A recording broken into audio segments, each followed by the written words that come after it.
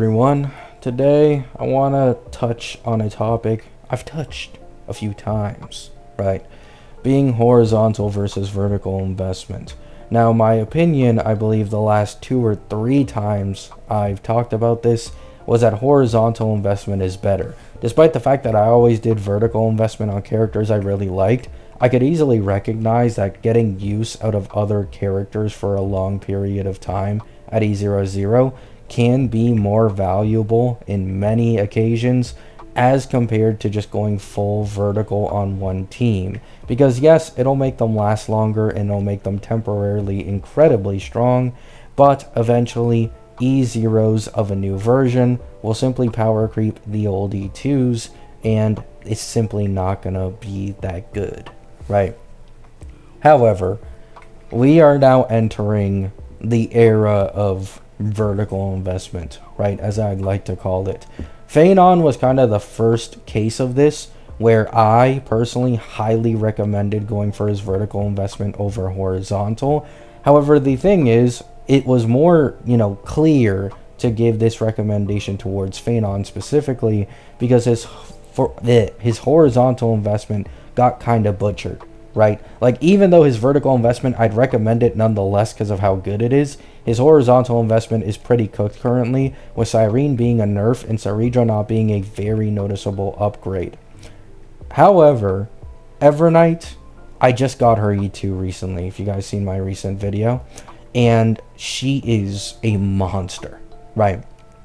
Evernight managed to get a 1 cycle for me against Japard, non-Ice Week, with Gallagher, E0 Ruan May, and RMC. So for me personally, this is a 4-cost team, but if you want to be specific about it, yes, it is 5 limited. However, Triby would perform way fucking better here, right? I couldn't believe how well she performed getting a 1 cycle with Gallagher. And then with Hyacine, I had an entire other Memoria nuke left alongside another action advance from RMC, but I couldn't use it because the enemies were already fucking dead, right?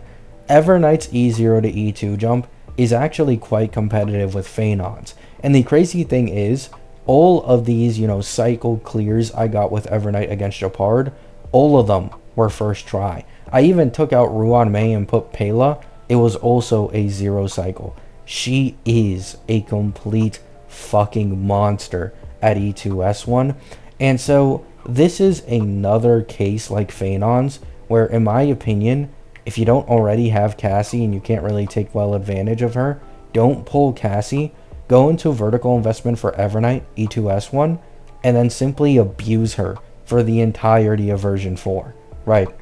Because similar to Castris, once you get Eidolons on Evernight, she is really good in all content, right? She's not only a AoE DPS, especially because of her E1, she becomes a very, very strong top DPS contender, even in lower target scenarios because of it.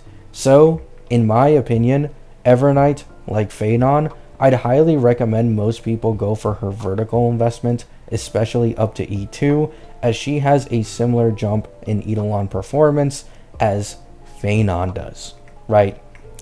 So yeah, that's my opinion on Evernight. And I really do think that the reason why I recommend going vertical investment for Evernight more than Cassie is she's not only a main DPS, similar to an Anoxa situation, but in my opinion, even way stronger as a support for her niche because of her E1, her S1, and just her inherent Memo Sprite buffs in her kit.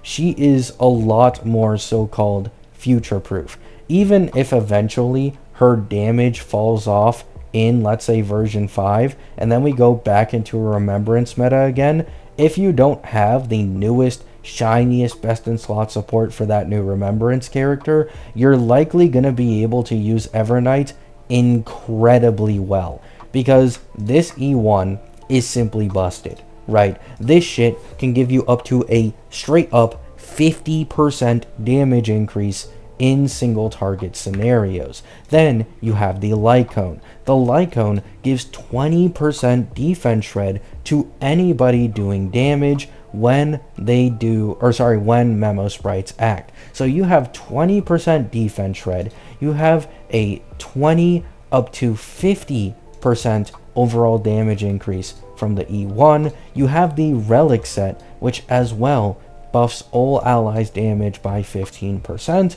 and then you just have her inherent shit in her kit, increases all ally Memo Sprites crit damage by 50 to 65%, increases her own crit rate. I mean, it's just incredible, right? The value you get from going into vertical investment for Evernight is, in my opinion, much, much higher than Cassie.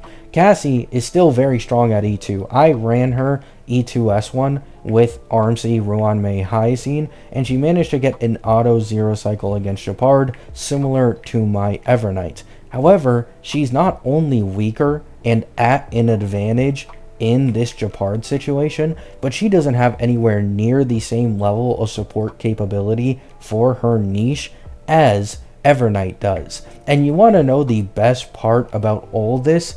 If they decide to do debuff healing for whatever reason in version 4, as a lot of people are dooming about, Evernight isn't really affected, right?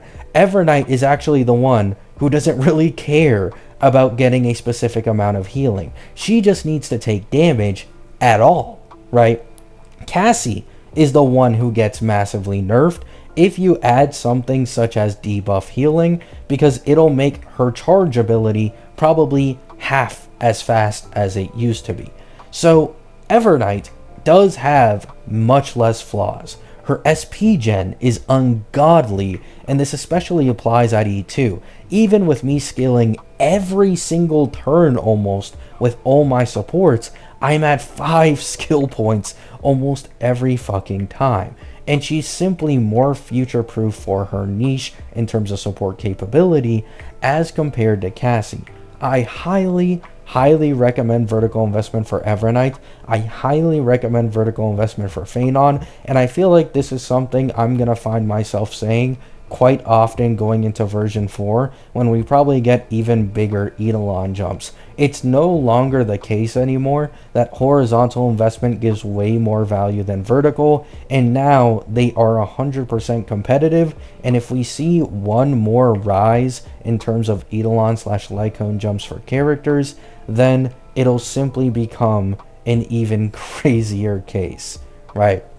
Love you all. Hope you have a great day. Hope you have a great night. Let me know your thoughts down in the comments, your experiences with vertical versus horizontal investments. I think I'm pretty knowledgeable on this at this point.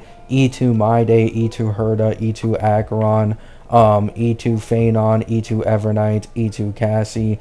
I've had a lot of E2 DPSs. I actually also have an E4 Anoxa as well. I'm a big vertical investment lover, but I've always been able to tell that horizontal is better. I simply don't feel like that's going to be the case anymore soon. Peace out.